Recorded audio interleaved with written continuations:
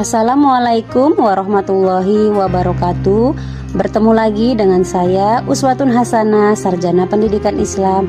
Dalam video pembelajaran kali ini, materi kelas 10 Pendidikan Agama Islam sesuai dengan kurikulum Merdeka, tentang Quran Surah Al-Maidah ayat 48, berkompetisi dalam kebaikan.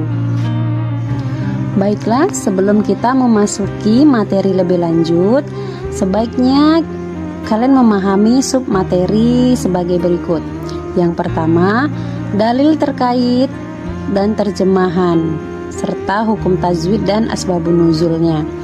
Kemudian yang kedua, makna Quran Surah Al-Maidah ayat 48. Kemudian pesan inti Quran Surah Al-Maidah 48 dan contoh aplikasi dalam kehidupan serta motivasi untuk berkompetisi dalam kebaikan.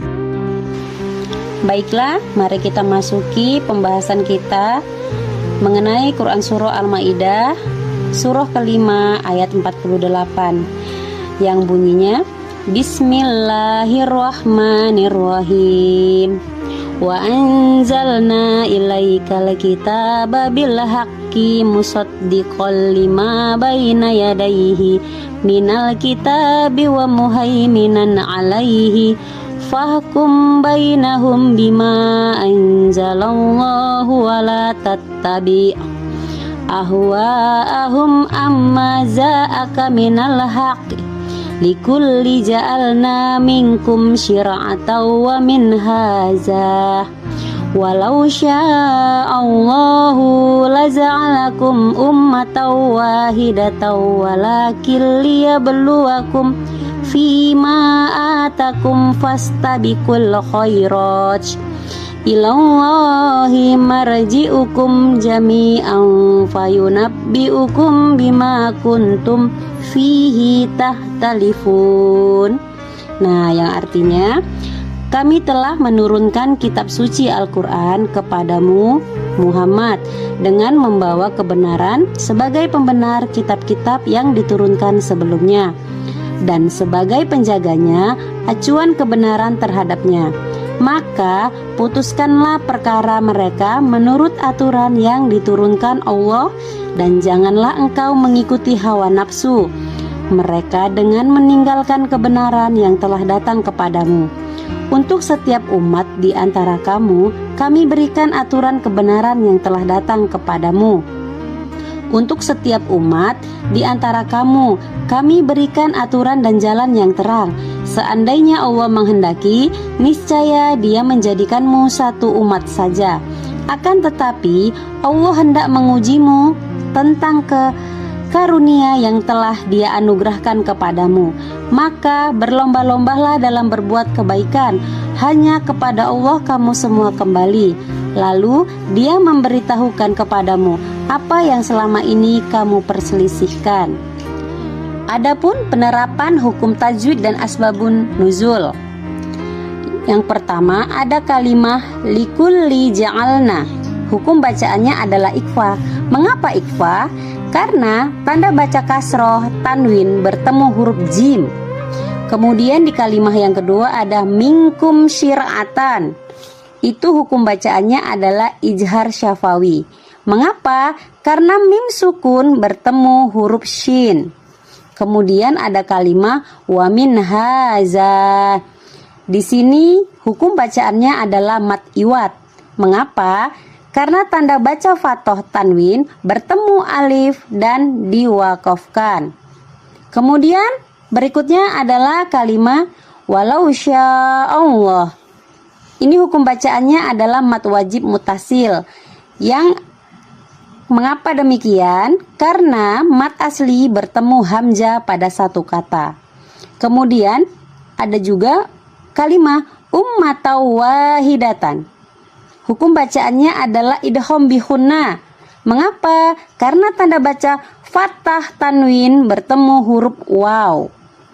Dan asbabun nuzul dari Quran Surah Al-Maidah surah kelima ayat 48 ini adalah Ayat ini turun sebagai jawaban terhadap pertanyaan yang diajukan oleh umat Yahudi dan Nasrani kepada Nabi Muhammad Shallallahu Alaihi Wasallam mengenai perbedaan antara syariat yang mereka anut dan syariat yang diajarkan oleh Nabi Muhammad Shallallahu Alaihi Wasallam.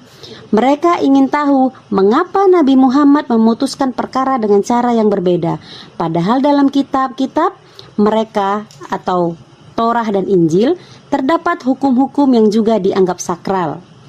Ayat ini menegaskan bahwa Al-Quran adalah kitab yang membenarkan dan menjaga kitab-kitab sebelumnya, Torah dan Injil, serta menjadi petunjuk yang lebih lengkap. Allah Subhanahu wa Ta'ala memberikan wahyu kepada Nabi Muhammad SAW untuk memutuskan perkara dengan wahyunya, meskipun ada perbedaan dengan hukum-hukum yang ada dalam agama-agama sebelumnya. Ayat ini juga mengingatkan bahwa meskipun ada perbedaan antara umat, semua umat diberi jalan yang terang oleh Allah dan mereka diharuskan berlomba-lomba dalam kebaikan. Adapun makna Quran Surah Al-Maidah ayat 48 ini adalah: 1.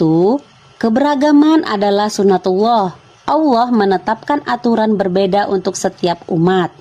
2. Ujian kehidupan, keberagaman bertujuan untuk menguji ketaatan kita kepada Allah. 3. Kompetisi positif. Di sini maksudnya adalah perintah untuk berlomba-lomba dalam kebaikan.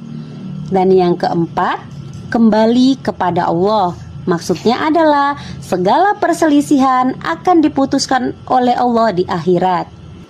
Adapun pesan inti Quran Surah Al-Maidah ayat 48 ini adalah berkompetisi dalam kebaikan, fokus pada amal soleh dan membantu sesama. Hindari perselisihan. Maksudnya apa, Bu? Gunakan perbedaan untuk memperkaya kebersamaan. Kemudian patuh pada pedoman Allah. Maksudnya, jadikan Al-Quran sebagai landasan hidup. Adapun contoh aplikasi dalam kehidupan. 1. Lingkup pribadi. Di sini ada membantu tetangga yang membutuhkan, meningkatkan ibadah secara konsisten. Kemudian ada di lingkup sosial. Apa itu? Yang pertama adalah ikut serta dalam kegiatan amal, kemudian membentuk komunitas dan mempromosikan kebaikan. Dalam lingkup profesional ada menjadi pekerja yang jujur dan amanah. Sekarang coba perhatikan gambar di bawah ini. Ada pertanyaan, bagaimana ayat pada Quran Surah Al-Maidah surah kelima ayat 48 memahami kelompok-kelompok manusia? Yang kedua, apa yang harus dilakukan setiap kelompok tersebut sesuai dengan pesan ayat Quran Surah Al-Maidah ayat 48? Yang ketiga, apakah kamu temukan perilaku tersebut di tengah-tengah masyarakat? Bagaimana kamu menyikapinya? Nah, untuk materi yang ini nanti kita akan diskusikan lebih lanjut. Sekarang kita masuk tentang motivasi untuk berkompetisi dalam kebaikan. Di sini ada merangkup mengenai hidup adalah kesempatan untuk terus memperbaiki diri. Setiap kebaikan kecil memiliki dampak besar di mata Allah. Hadis Nabi mengatakan, sebaik-baik manusia adalah yang paling bermanfaat bagi manusia lain. Nah, dari kesimpulan materi hari ini dapat kita simpulkan bahwa Quran Surah Al-Maidah ayat 48 mengajarkan pentingnya berlomba dalam kebaikan. Yang kedua, perbedaan adalah rahmat. Jadikan motivasi untuk menjadi lebih baik. Dan yang terakhir adalah jangan lupa setiap kebaikan akan mendapatkan balasan dari Allah. Baik, itulah pemaparan materi pada hari ini. saya ucapkan terima kasih dan mari sama-sama kita ucapkan hamdalah. Alhamdulillahirabbil alamin. Mudah-mudahan apa yang saya sampaikan bermanfaat bagi kita semua dan dapat diterapkan dalam kehidupan sehari-hari. Amin ya robbal alamin. Akhir kata saya sudahi dengan wabillahi taufik wal hidayah. Wassalamualaikum warahmatullahi wabarakatuh.